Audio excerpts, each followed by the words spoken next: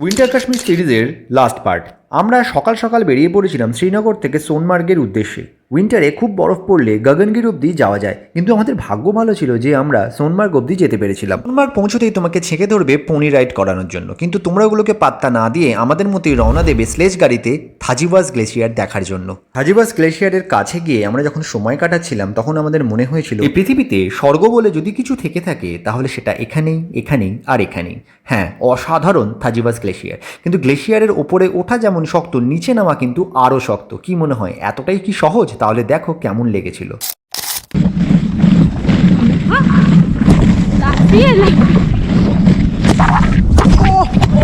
এই রকমের নানান অভিজ্ঞতা আমাদের এই উইন্টার কাশ্মীরে হয়েছিল। তবে এই সিরিজটা আপাতত এই অবধি।